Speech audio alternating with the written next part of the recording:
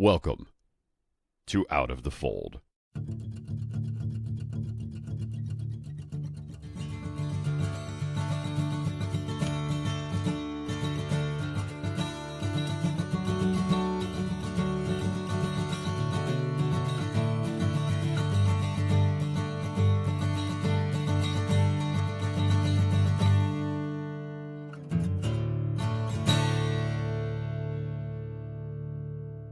This episode is the first part of 2 of my interview with Melissa. She grew up in a Mormon community that, like Morris's, was not polygamous. We recorded this interview a few months ago, and listening back to it, I can hear how careful I was trying to be about referring to certain religions, sects, and denominations as cults. I hadn't learned about the bite model yet, for identifying when mind control is being used. Much like the Jehovah's Witnesses, the Mormons, or Latter-day Saints, LDS for short, are not violent in the way that other religions extremists can be, but they are abusive, and they do use fear, guilt, and humiliation to manipulate already vulnerable people into even more vulnerable states. Melissa actually sounded a lot like me when I was a kid.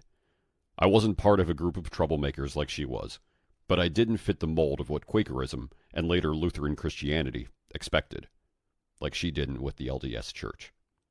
She has a good sense of humor, as did I when I was young as well, which shows me that having a critical, creative mind makes it difficult to fully believe in some things.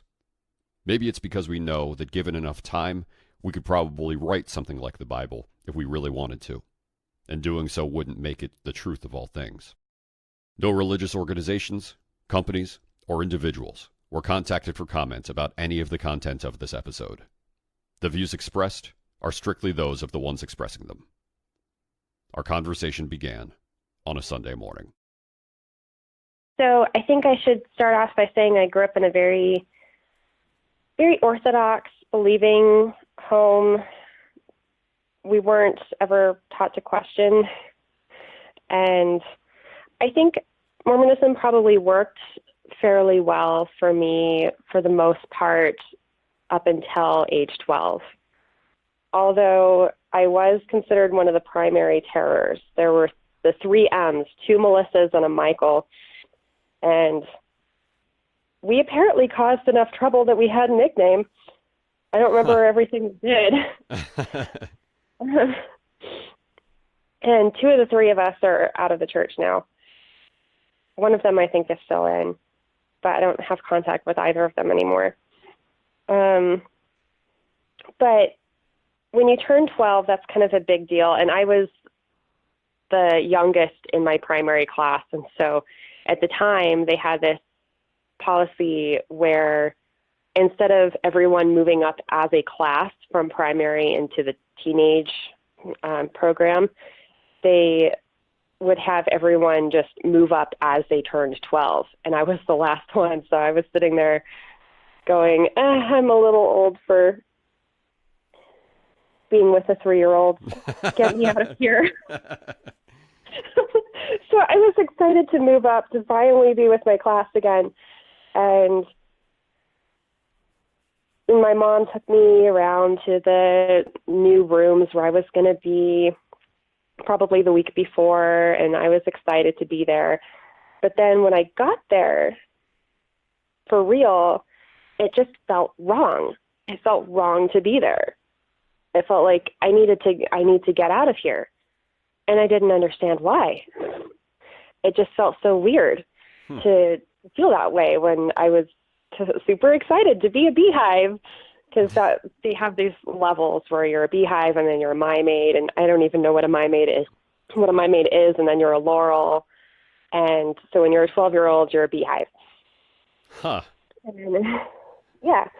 So, but then as I kind of went on in Young Women, I started to realize what was wrong.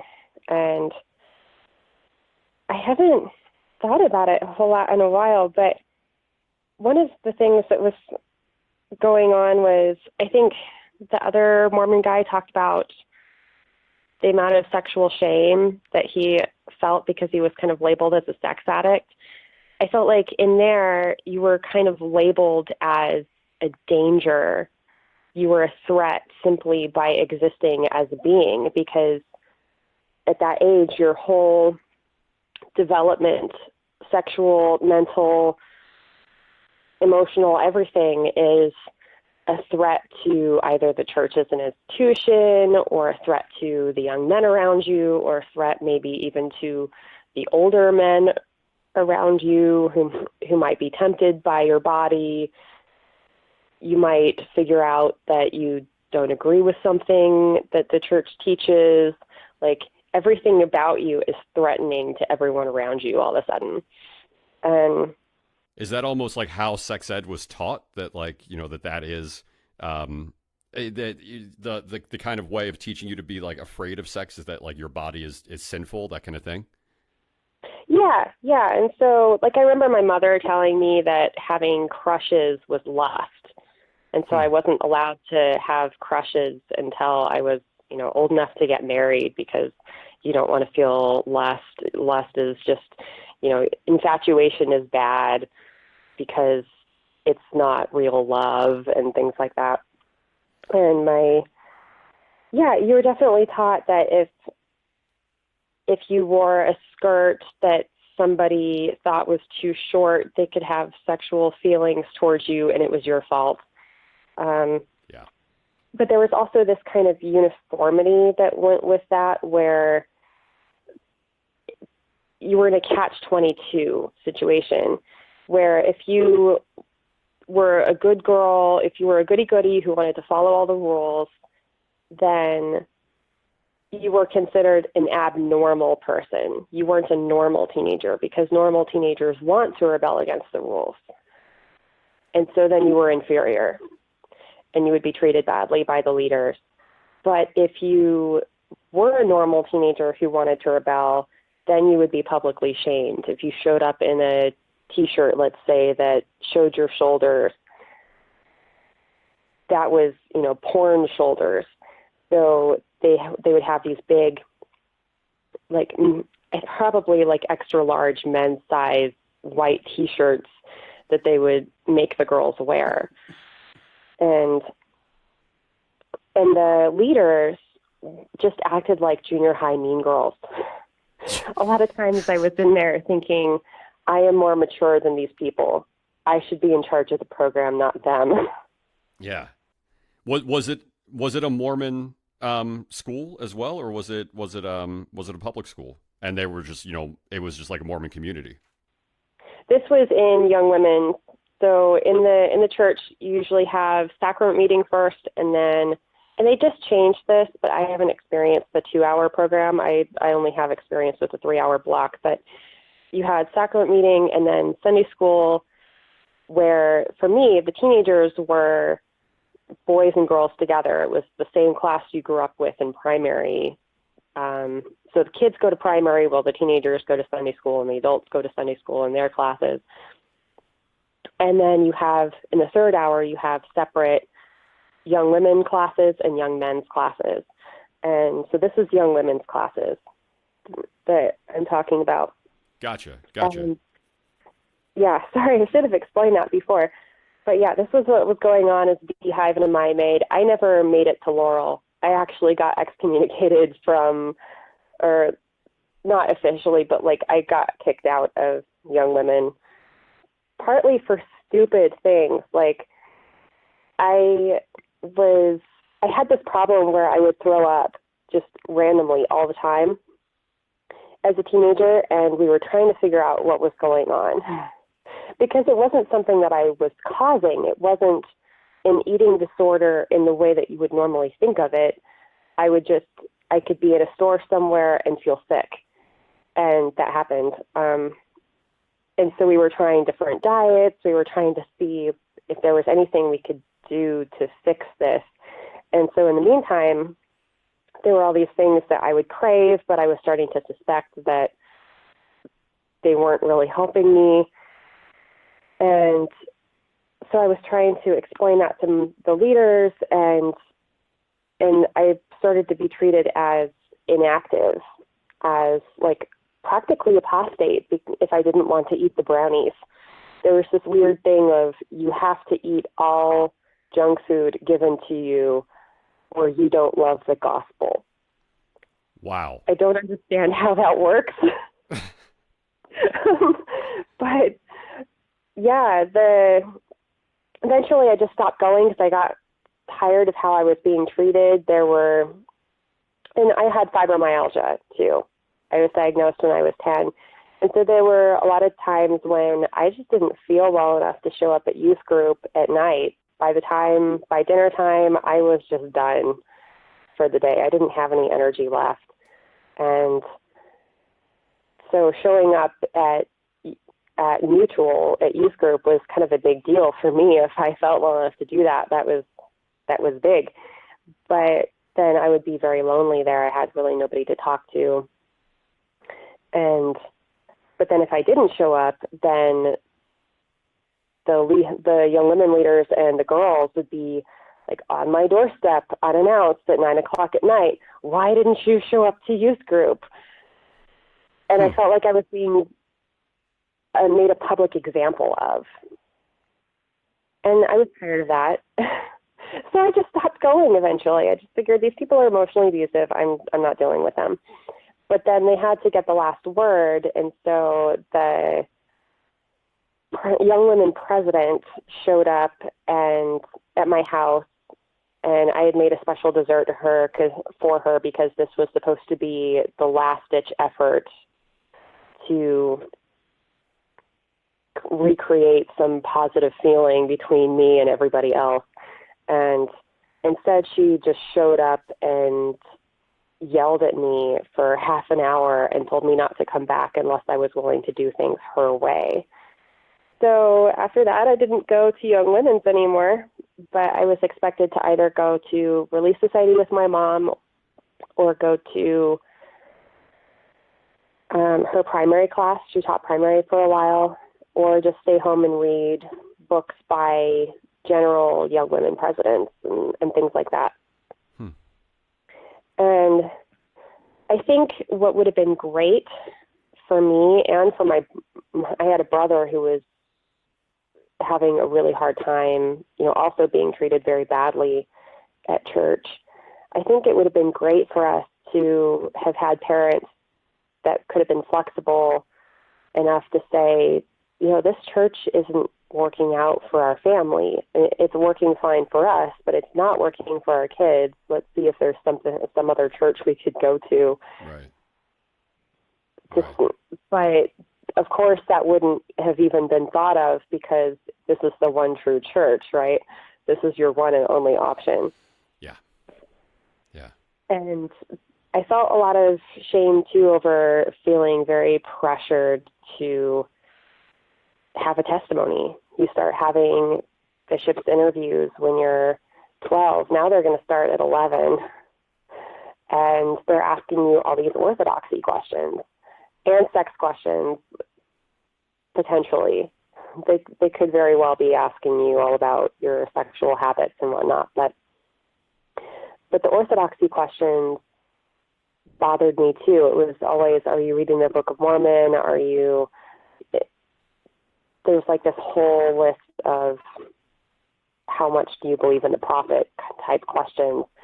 And of course, when you're a young kid and you've only grown up with one lifestyle, most of the people that you know are Mormon, and you're being treated as if you have one belief option available to you, even if you don't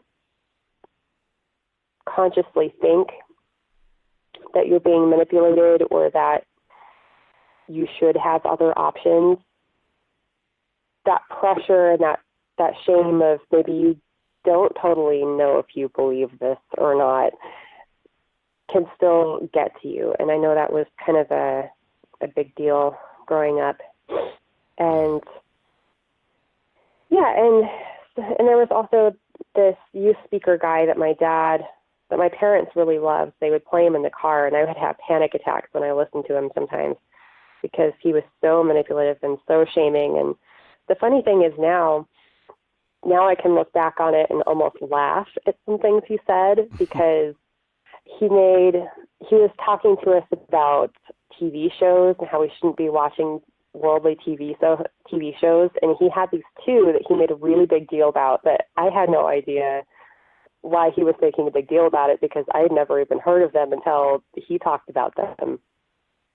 But he picked out 90210 and Friends as being basically the most devilish TV shows for teenagers. And I still haven't seen 90210, but recently, recently I saw Friends come on. I was up late one night, just couldn't sleep, and I saw that Friends was on, and I thought, okay, I'm going to watch Friends, and I'm going to see what he was talking about and why this TV show was so bad. And it wasn't. I had no idea why I needed to be afraid of it. Oh my God, that's great. So did you see anything in the show that was, blatantly in any way, not even necessarily literally devilish, but was contradictory to what you were taught with the Mormon Church? I guess just the idea of having friends where, like, your entire friendships ideally were supposed to be structured around the church. You were supposed to be friends with church people. Yeah. And everything, like in Mormon friendships, everything revolves around the church. You're probably assigned your friends as visiting teachers, or now they're calling them ministers. And you're supposed to basically just talk about the church. That's how friendships are. And so I guess I saw that in this show, they were just going on vacation to England and not necessarily talking about religion. Right, right. I know that he, by the way, made a really big deal about those TV shows making sex jokes. I didn't hear any, other than I think there was a time when a couple of girls tried on wedding dresses. I guess that's supposed to be bad. I don't know. So sex jokes were inappropriate, but what you just described when you were really young, to kind of move up in the church, is that a good way to put it? That like you had to answer all these questions relating to your sex life and your views on sex? Yeah, and I remember one time, so I was not that much either older or younger than Elizabeth Smart when she was kidnapped, and there were also, that same summer, there were a whole bunch of other really high-profile kidnapping cases, and I was just at the age where I was starting to realize that sex was even a thing and that rape was a thing. And yeah, so I was terrified. I thought, well, if these girls are all being kidnapped, maybe I will be. And my dad had the news on all the time, and so that probably wasn't a great thing. But I know I had been told that if you have any sort of sexual thoughts or sins or anything like that, then you were supposed to go to the bishop. And so I did, and I started trying to explain to him that my mind was going wild, trying to just wrap my head around what that would be like to be kidnapped and probably raped by some guy. But I didn't know how to explain it. I was like 12, 13, and it was super uncomfortable. But I thought that because my mind was trying to understand what that would be like, that in itself was a sin, because I was thinking about sex. And so the bishop kind of was looking at me like I was weird, and was, I don't think he knew what to say exactly, but I think that he thought I was probably sinning, and I walked out feeling like, I walked out with more shame and feeling more like a sinner than I had before. Yeah, I'm curious if they're not really teaching you even like what sex is, and then they're asking you these questions, or did they give you more detail of it just to sort of let you know that when you have these thoughts, think about think about something else. Or what was it? I mean, what would you even know to tell somebody, or do you know now what sort of answers they were actually looking for? So I think at the time, so I didn't know what masturbation was. I know that I had been seen doing it as a younger kid, well before puberty, and it had been shamed, and so I stopped doing it. Right. But I didn't know that behavior was connected to that word. Yeah, yeah. I know that there are a lot of people who say that their bishops actually explained sexually explicit things to them. I don't recall that happening. It was more subtle questions, I think, so that if you knew what they were talking about, then you would know if you were sinning, I guess. Right. But I think those kinds of questions probably for the most part went over my head, but I knew that chastity was a really big deal, even though I didn't totally understand what chastity was. Yeah. They would say in our, every week was lessons on chastity, modesty, and eternal marriage. The one week we had a lesson on tithing, I was shocked.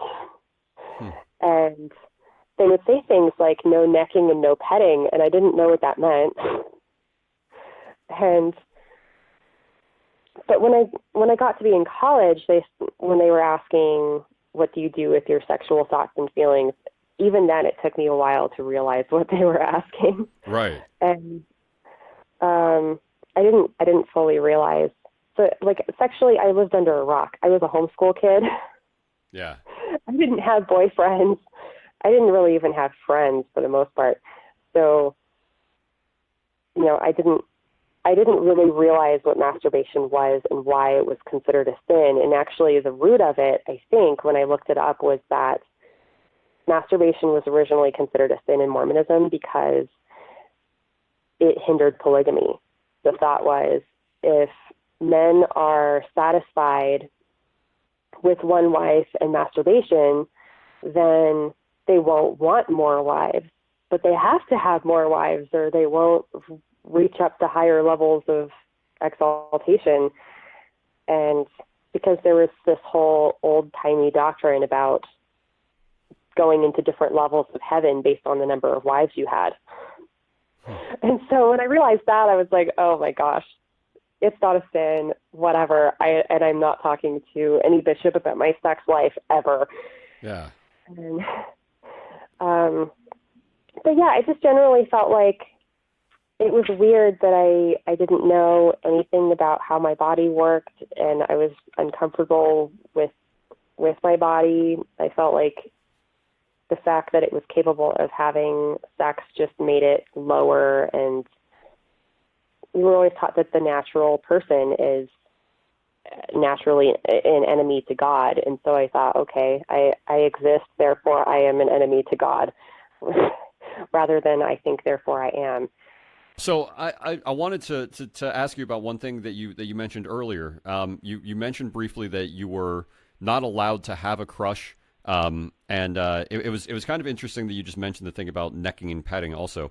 I was taught those same sorts of words when I was growing up, and I had no idea what that meant. I just figured that it was people, kissing on their necks or like rubbing their necks on each other or petting each other like cats. I had no idea what those words actually meant. And so, that was sort of that ambiguity that was with everything. I picture if I was told when I was a kid that I couldn't have a crush, I would wonder if I was being told that I literally couldn't feel attracted to somebody physically, or if that meant that I couldn't have a girlfriend. I couldn't have somebody that I considered my romantic partner. Was there a distinction that was drawn, or was it strictly just the feeling of lust, and then obviously anything more than that, or was all prohibited? So I think you're right. I think that ambiguity creates anxiety. Yeah. But Yeah. Definitely.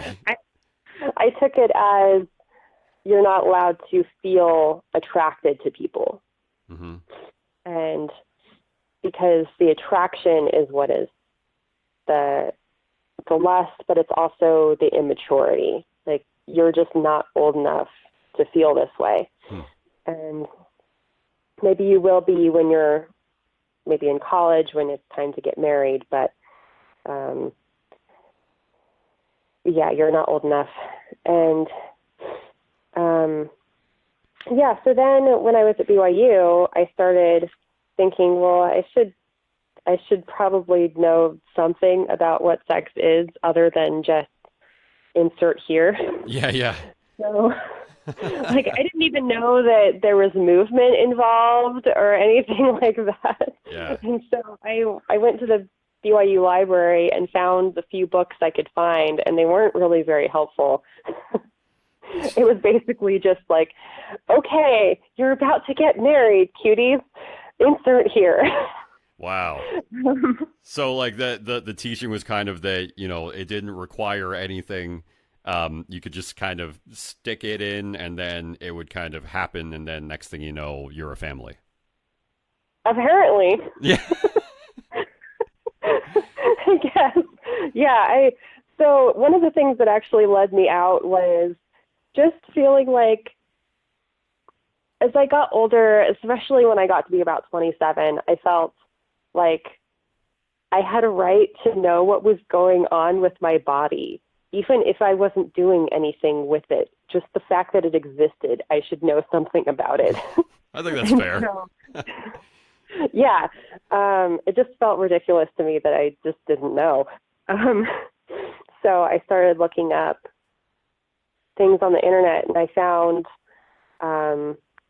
a couple of podcasts that were done by sex therapists that were Mormon, and they started explaining not necessarily everything about how the body works, but just why masturbation wasn't a sin, and just the fact that couples could have different levels of desire. One person could be higher libido and another person might be lower libido, and just things like that I didn't know.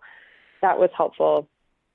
But it got me thinking that it was okay to look up at least some information about Mormonism on the internet, and that was kind of a big turning point. But I think I want to circle back around to childhood for a little bit, just because I went to public school through fourth grade, but then the symptoms of fibromyalgia got bad enough that I just couldn't make it through a school day.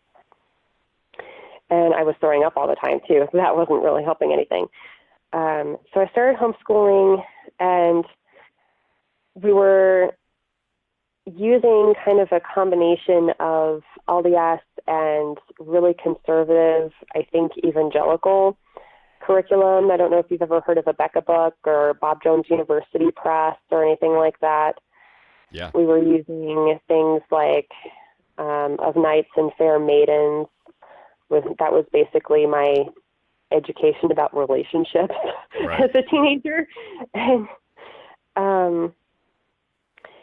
so I kind of grew up with some interesting mixes of evangelical Mormon worldview. But we also, let's see. So there were some interesting characters floating around in the Mormon homeschool world. One of them was Glenn Kimber, and he was giving talks based on the White Horse prophecy that seemed to be pretty popular. There were a lot of people that would gather in the ballroom to hear him. The White Horse prophecy basically is that the Constitution would hang on a thread, and it would be the LDS people, and different people kind of have their own interpretations of it, but it's kind of the elders of the church / Mormons in general / the Mormon homeschool people, because, and his argument was it was the Mormon homeschoolers that would save the country. Like, the Constitution will be like about to snap. It will be hanging by this thread, and we have to save it. And it'll be the Mormon homeschoolers who will do that because they will be more righteous than everyone else, more committed to the gospel than everyone else, because they are more sheltered than anyone else. They haven't been exposed to as much of the evil world.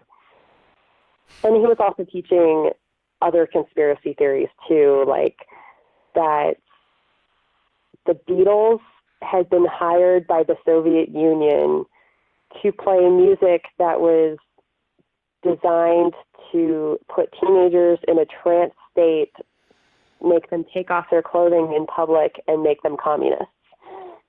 For the love of God. Yeah. So, and he was all into modesty and everything. Like, I remember after hearing his talk, I was super afraid that my pants were immodest. And of course they weren't. They were regular khaki slacks that fit. Right. But the way he made it sound, it was just, the whole world was scary and the sky was falling. But he was one of the guys that Glenn Beck was taking his information from. Yeah.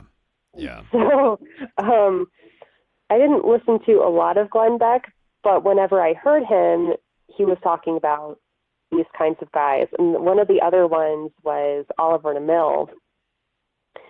And so Glenn Kimber had his own homeschool curriculum in his own private schools. Oliver DeMille had a law degree from a diploma mill in constitutional law.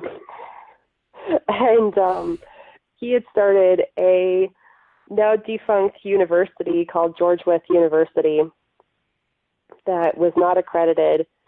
And he had written this book called The Thomas Jefferson Education.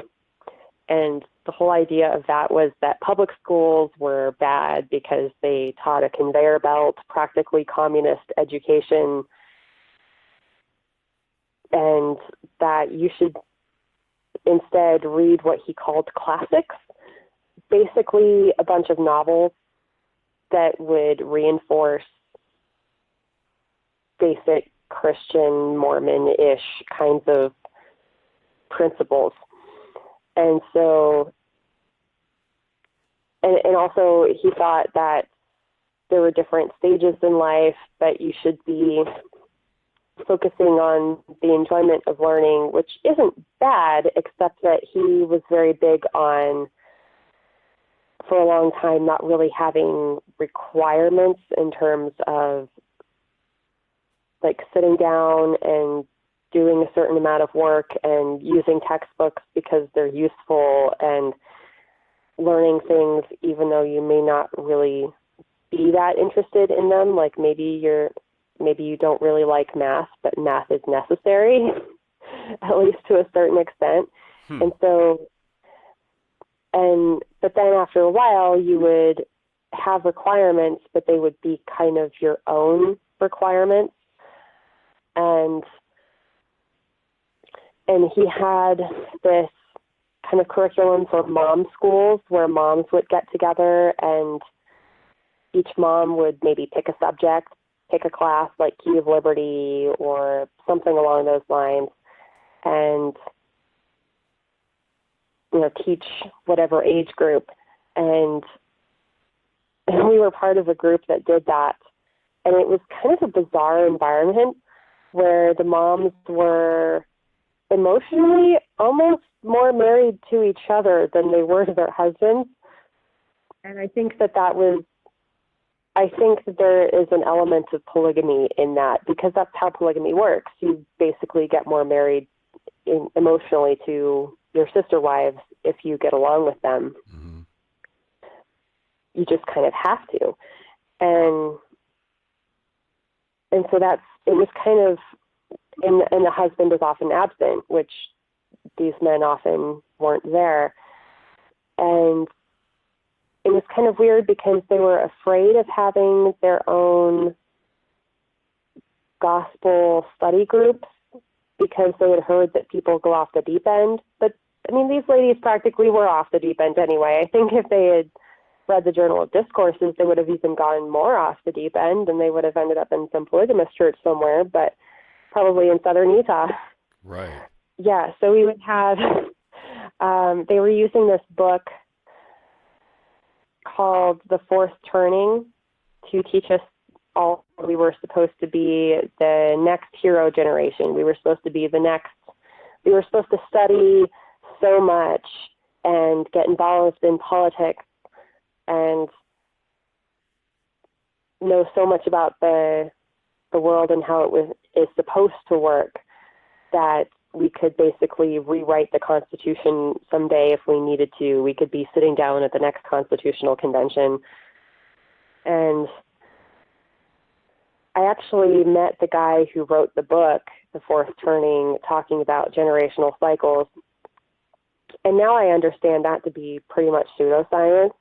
But he came and spoke at BYU, and I and this other kid that was raised in the same way in one of these homeschool groups went up to him and tried to explain to him how his book was being used, and he was shocked.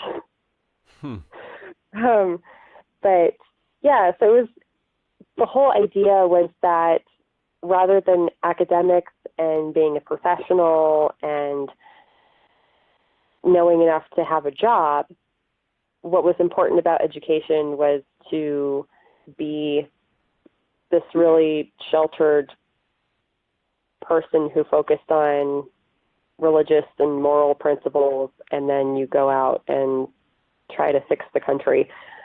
And that was a lot of pressure for a kid. And it was also, we weren't really being given a lot of education. Like, there were a lot of, and I think I was among the most educated people there. My mom had a master's degree, and so she had at least some idea of what was required for college.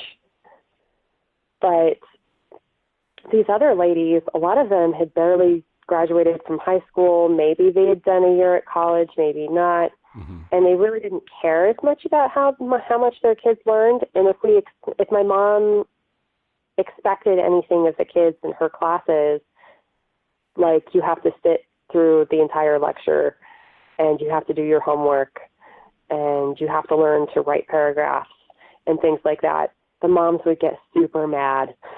It was a very culty environment. The lady who ran it was basically the little cult leader within the larger framework of all of the mom schools that were kind of run under Melody Milne and Oliver DeMille. So it was kind of people talk about Mormonism as being a cult, but for me it was kind of a cult within a cult experience with kind of the Mormon homeschool environment.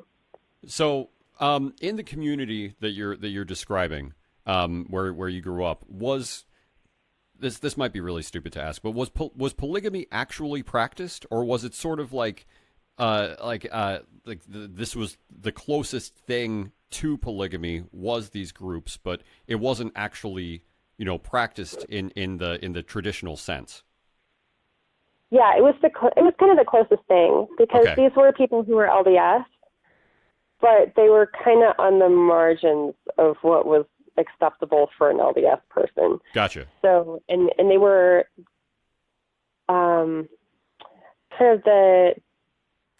kind of the brand of homeschooling that they were using came out of a Southern Utah Mormon fundamentalist environment that had ties to polygamy.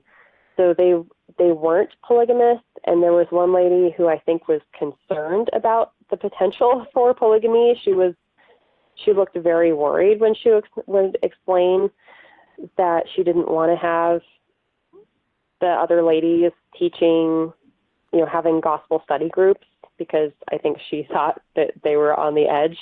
And I think they probably were. I think she was probably right about that.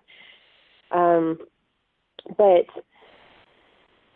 on the other hand, it was also kind of ridiculous, because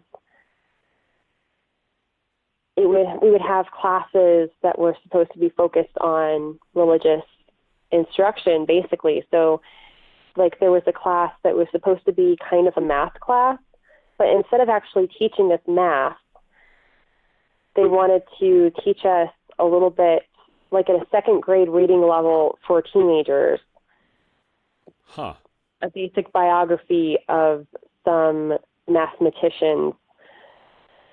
but not necessarily even the recent mathematicians, like the ones from like the 1800s in England, that for some reason, because they happened to be Christian, possibly, that meant they were good people and we were supposed to be like them, but we weren't actually supposed to learn how to do what they did. But if we learn too much about that, then I guess the thought was, if we learn too much about religion, we'll end up polygamous. But why, if we're learning about, say, Anglican, maybe 18th century mathematicians or something like that, how does that lead to Mormon polygamy? That didn't quite make sense. It sounds like they just found somebody who had the closest thing to their views, and they just taught about that guy in what sounds like a really condescending way, if you're talking about that they're teaching it from a book that's meant for, you said, second graders? It was written at about a second grade reading level. Yeah.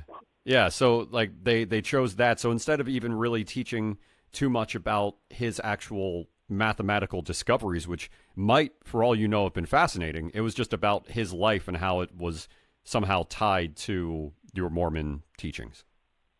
Right. He's Christian and we're Mormon, therefore he was a cool guy and we should be like him. But we're not even going to teach you about what his religious beliefs were. Did this guy actually go to church? Or was he just baptized as an infant? What did he actually believe? Who knew? And who cared? That's so weird. Yeah. That's really odd. I'm really trying to not be, insulting towards religions or anything like that, because that's not what I want this show to be. But there's some odd things that I hear, and that's one of them that you just described, where it's like that just I don't really see how that fits into much of anything. Yeah. I think it was an interesting thing too, because when my mom would teach, and sometimes I would help team teach with her, like we created a class called Da Vinci in His World, or Da Vinci in His Times, or something like that. But yeah, when my mom would teach, we would notice things like kids would think it was okay at 16, 17 years old to just wander around, because we were meeting in this evangelical church, I think it might have been a Baptist church. I'm not exactly sure. But we were a bunch of Mormons meeting in this Christian church, but then there was like a basketball hoop in it, kind of like in a Mormon church. And so these kids would just be like, I'm just going to get up during class and play basketball. And their mom would be sitting in there and thinking that this was fine. And my mom had to teach them, no, they're like, just because Oliver DeMille said that you should have love of learning, that doesn't mean that you don't have behavioral expectations. And people get really upset about that. And there were kids that didn't know how to write paragraphs. They didn't know how to multiply. And they were in high school. They were high school aged. And so at least I did know how to multiply and I knew how to write a paragraph. That doesn't mean I was really great at writing essays, and as a high school senior, my mom had me partly in this group and partly going to a community college. I was taking the high school level math there because I just felt like I learned better. I learned math better in a classroom rather than just on my own. It was just a weird environment. It sounds kind of disorganized, honestly. It was. Purposefully. It sounds like it was kind of struggling to find its identity. Not that there's anything wrong with pluralism and, Baptists and Mormons, working together and living in the same community. But it sounds as though the Mormons of that community were kind of just taking whatever they could get and applying it as they could, rather than actually having its own structure. Yeah, and there were people writing Mormon-specific curriculum that was where if you wanted to learn about geology, you would go look in the Book of Mormon to see if there was anything about rocks or dirt or anything in the Book of Mormon or the Bible. You'd go look in the index, and that's how you'd learn. Right. Or you'd have a textbook that was totally based around, any kind of, it was like in that one lady that you talked to that taught in a Christian school and everything had to tie back to the Bible somehow. Yep. It was like that, but everything had to tie back to possibly the Bible, but mostly to the Book of Mormon. Yeah. So everything tied back to Nephi somehow. It was there was that sort of feel. Huh. And everybody kind of used a mishmash of whatever curriculum they wanted to. And they had an LDS homeschool conference where these people were super vegan and telling everyone that if you used antidepressants, they would make you murder people. Whoa. So that was that. That's a big jump. Yeah. I walked out of there that day kind of scared.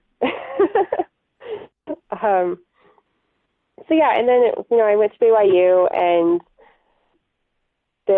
sexually that environment was kind of odd too, because they had this big push that mental health problems could be basically reduced to porn addiction. So, and they had these porn addiction programs that were run by just, who knows, elderly people that had no certification and no training. Right. And you were supposed to, they were advertising, like, if you have any kind of problem, if you have depression, if you have anxiety, if you have any kind of mental health problem, go to the porn addiction program because that can help you. And I wasn't a psychology major, but I was a communication disorders major, which is the pre-major for speech therapy. And that was kind of a shelf item for me, because I started to realize that was not ethical. Yeah. Like, an addiction model is meant for a very specific, to treat very specific problems. Yeah. You can't just treat just anything that way. That's not responsible at all. And I was having a lot of depression. I had suicidal thoughts practically every day for like 2 years, my last 2 years there. But I didn't trust that I could get good treatment there. And there was this attitude that, well, if you don't feel well, then you're just being irresponsible. And I'm sitting there thinking, of course I don't feel well. I have fibromyalgia and I have depression and I have anxiety going on and having huge panic attacks all the time. They could last for hours at a time, and I trapped on the floor in a ball. But if I go to some counselor on campus, even if I could get in, I think they'll just tell me to pray more. I don't know if they'll actually say anything hopeful. And I don't know, I just kind of started to trust, like, even the counseling program, like, what are they teaching the students who are in the clinical psychology program? Are they teaching them that it's okay to just throw someone into an addiction program and label them as a porn addict because they're depressed? Who knows? Did they do that? Starting to happen. Did they do that to you? Did they throw you into a porn addiction program? No, but I thought that if I said anything, that's what would happen. And I told my dad that I was having depression, and that's the first thing my dad suggested. You have to look up the addiction program. And it's like, no, I don't have an addiction. I had never looked at porn in my life. Oh, my God. And they came to, he's like, no, you have to look it up anyway because it's good for anything. And I looked at it, and I just thought, this is a bunch of stuff that's shaming. Right. And to please my dad, I tried applying it on my own for a little bit. I tried the first couple of principles, and I thought, this is exactly the opposite of anything that would be considered remotely helpful. Because, the whole point is, with an addiction in the 12-step program, you're powerless to change this. You have to get help. You can't. This isn't something you can just do on your own. Versus what I needed to be told was, you are capable. Yeah. You can do things with your life. I needed to be empowered. And so yeah, anyways, there was that. This one lady came to my Relief Society, which is basically the 18 and up version of the young women's classes. It's basically like, if you've ever seen the movie The Help, Relief Society is like the Junior League. Gotcha. Basically, that's what that is. And so this lady came to speak to us about porn addiction and told us that it was basically an inevitable addiction in men. Like, every man you will ever come across has a porn addiction, period. And you have to be really careful. And when you're dating, you have to ask guys a bunch of questions about their porn use and all this stuff. And she made everyone so afraid that by the time that we got up, the girls were all pale, they could barely talk, rather than bouncing up to talk to each other like they normally might. And they could barely walk. And rather than just walking normally, everybody was just lumbering around the room. And that kind of stuck with me.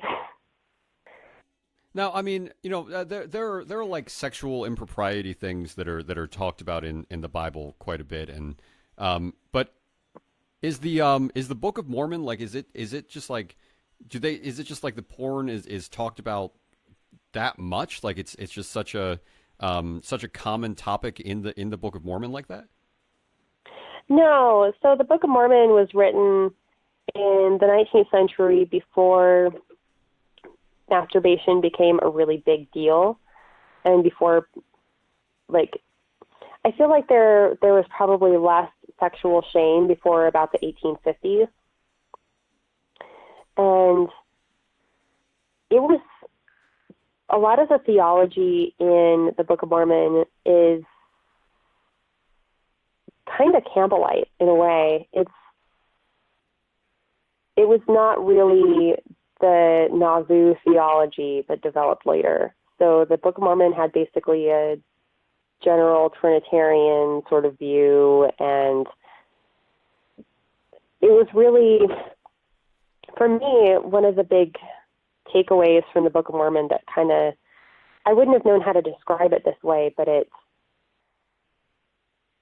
kind of made me question, is that the whole Book of Mormon seemed to be a how-to guide for how to murder, enslave, oppress, and otherwise mistreat thy neighbor on the basis of skin color and gender and social class and what country they come from. So, yeah, it was like, it doesn't ever really talk about porn. It does talk a little bit about infidelity. There's basically one section where there's a sermon where this prophet guy, Jacob, is chewing all the men out for not being faithful to their wives. And so that could be used, I guess, by Mormons, because porn is supposed to be infidelity. Right. But, yeah, porn isn't ever explicitly mentioned.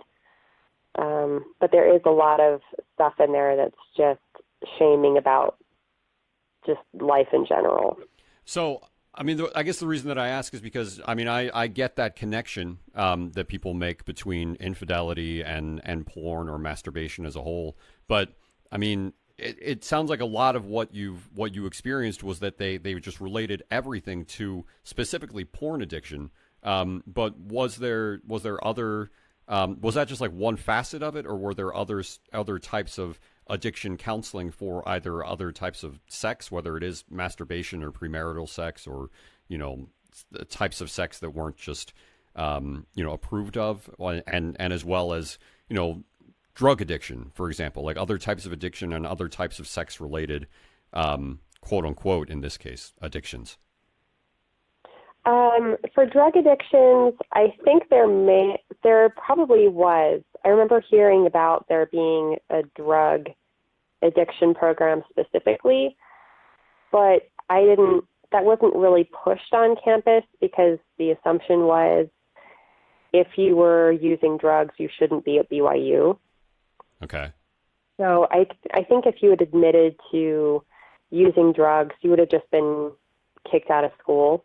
And then if you weren't kicked out of the church, then maybe they would send you to some sort of gospel version of a drug program. Gotcha.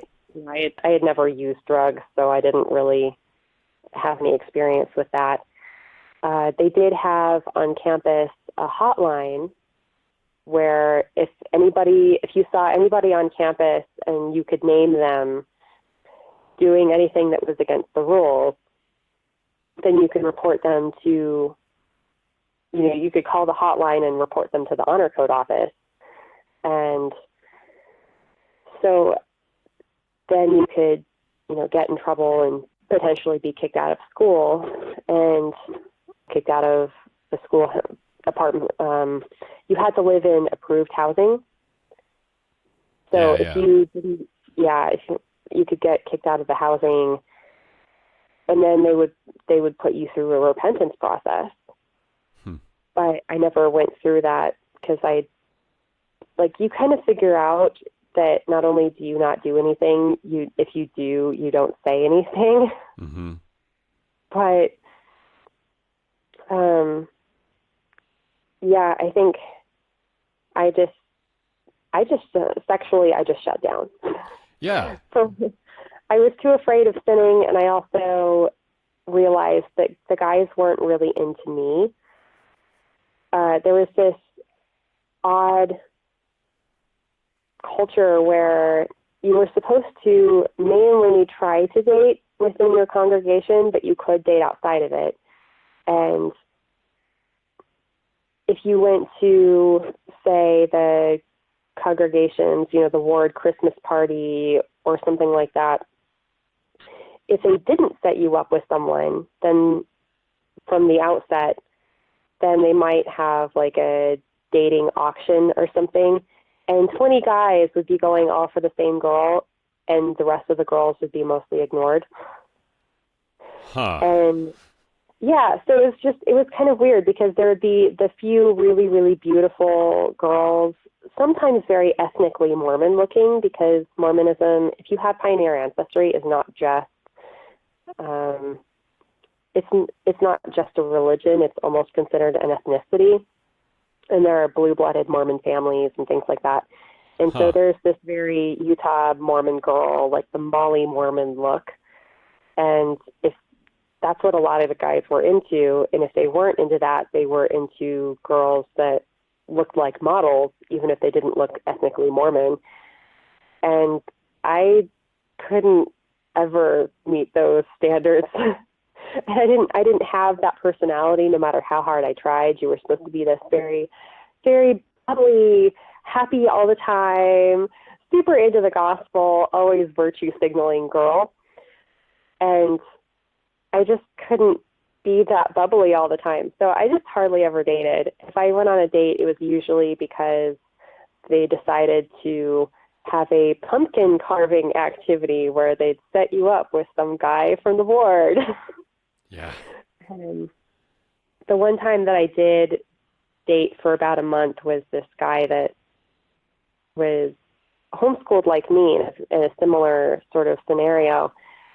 And he was so afraid and so rigid that not even I could stand him after a while.